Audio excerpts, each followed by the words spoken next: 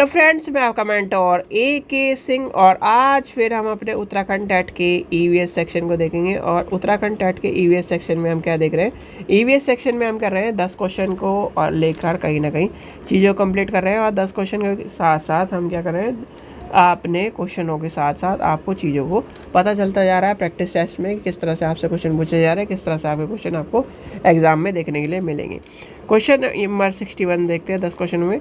पहला क्वेश्चन देखते हैं, पर्यावरण यानी कि पर्यावरण अध्ययन के पाठ्य पुस्तक में भिन्न प्रकरणों को एक खंड करके देखना और कहीं ना कहीं को शामिल किया गया है। तो क्या इसका उद्देश्य है? देखो, आप ही हो, आपको मैं कहूँ कि ये किताब है, आपको मैं सारी चीज़ें बता थ्योरिकल, तो आप कहोगे उसे नहीं सीख पाओगे। और भाई आपको मैं कहीं ना कहीं इसे प्रैक्टिकल करने के लिए कह दूँ तो आप जब अपने हाथों से उस चीज़ को प्रैक्टिकल करोगे तो आपको ज़्यादा चीज़ समझ पाते हैं। तो यानी प्रत्यक्ष परक अनुभव उपलब्ध कराया जाना चाहिए, ठीक है, तो ये आपको पता होना चाहिए। क्वेश्चन नंबर 62 देखते हैं, पर्यावरण अध्ययन में एक अच्छे दत्त कार्य का मुख्य लक्ष्य होना क्या है? तो वो क्या है आपके, यानी कि अधिगम विस्तार की अवसर उपलब्ध कराना। और अवसर उपलब्ध कराना क्या होता है? आपका पॉजिटिव टैग वर्ड्स है, ठीक है। क्वेश्चन नंबर 63 देखते हैं। 63 क्या कह रहा है, पर्यावरण अध्ययन के शिक्षक के रूप में चिड़ियाघर के भ्रमण आयोजित कराने का मुख्य उद्देश्य होना चाहिए।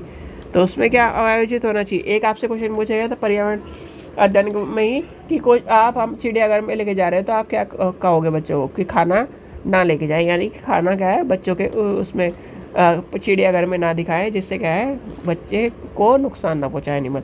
तो यहाँ पर क्या हो जाएगा, हमें सक्रिय यानी कि अधिगम अनुभव को उपलब्ध कराना, यानी कि हम क्या कर रहे हैं इस टाइम पे उसे अनुभव कराने के लिए लेके जा रहे हैं कि चिड़ियाघर ऐसा होता है, ये सब चीज़ें होती है उसमें, तो ये आपको पता होना चाहिए। क्वेश्चन नंबर 64 देखते हैं। 64 क्या कह रहा है, सामाजिक विज्ञान के संदर्भ में पर्यावरण अध्ययन पढ़ाने का निम्नलिखित में से कौन सा उद्देश्य नहीं है? तो कौन सा उद्देश्य नहीं है? तो ये क्या है, इसमें बच्चों का मुख्य शब्दावली की सही परिभाषा याद करना योग्य बनाना चाहिए। तो ये क्या कह रहा है, शब्दावली की बात आती है। देखो, शब्दावली जो होती है और कहीं ना कहीं परिभाषा, आपको दो चीज़ पता होगा, अर्थ और परिभाषा के बारे में सबको पता होगा, क्योंकि आप तो फाइनल यानी कि एक तरह से फाइनल स्टेज जो टीचिंग में, देखो अर्थ और परिभाषा के वैसे सबको पता होना चाहिए। थोड़ा सा मैं भी बता देता हूँ। अर्थ क्या होता है, एक स्पेसिफिक होता है, जैसे कि ये क्या है, टेबल है, मान के चलिए ये टेबल है, तो अर्थ सबका एक टेबल, यानी कि टेबल होते हैं, 4 पाव होते हैं, इस तरह की टेबल होती है। अर्थ क्या होता है, परिभाषा क्या होती है? परिभाषा क्या है, गांधी जी के अनुसार टेबल ये है, मेरे अनुसार टेबल ये है, आपके अनुसार टेबल ये है। तो क्या है, परिभाषा क्या होती है, विभिन्न हो सकती है, पर अर्थ क्या होता है, एक होता है, ये चीज़ ध्यान रखना। और हमारे जो SST है, और कहीं ना कहीं हमें परिभाषा और अर्थ आपको देखने के लिए मिलेगा जो स्पेसिफिकली आपको याद करना पड़ सकता है।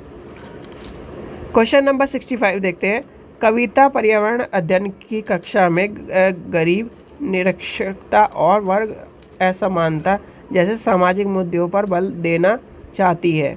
तो क्या करेगी वो? तो वो करेगी शिक्षार्थियों को संबंधित जानकारी एकत्र करने के लिए विश्लेषण करने के लिए सामूहिक परियोजना के लिए कहीं ना कहीं कहेगी, क्या कहेगी, सामूहिक। और जहाँ पर सामूहिक परियोजना की बात आएगी तो कहीं ना कहीं आपका क्या हो जाएगा, टैग वर्ड हो जाएगा पॉजिटिव। क्वेश्चन नंबर 66 देखते हैं, प्राथमिक स्तर पर पर्यावरण अध्ययन के रचनात्मक आकलन डैश को शामिल नहीं करता। तो किसको नहीं शामिल करता? ग्रेड और रैंकिंग को, किसको नहीं करता?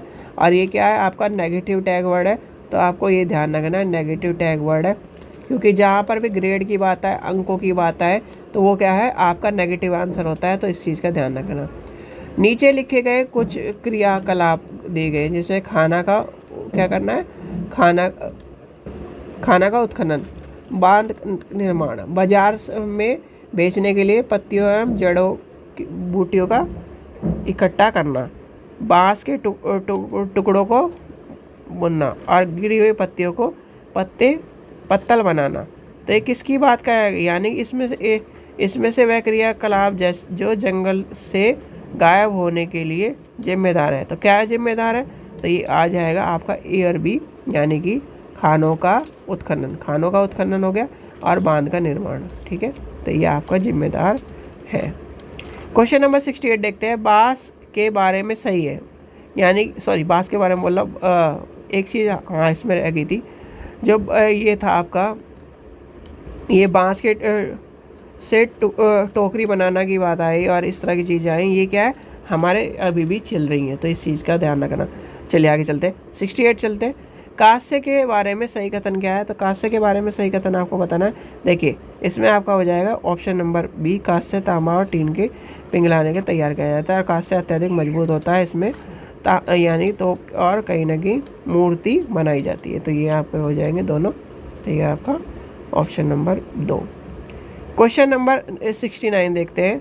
गांधी यानी गांधीधाम गुजरात का रहने वाला कोई व्यक्ति पहले भोपाल और फिर क्या कर रहा है, हैदराबाद जाना चाहता है, तो उसे किस तरह से यात्रा करनी पड़ेगी आप बताइए। देखो यानी कि ये आपका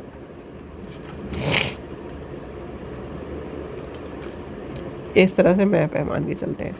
तो यहाँ पर है गुजरात, और आपका हैदराबाद कहाँ है, आंध्र प्रदेश, बताइए कहाँ है।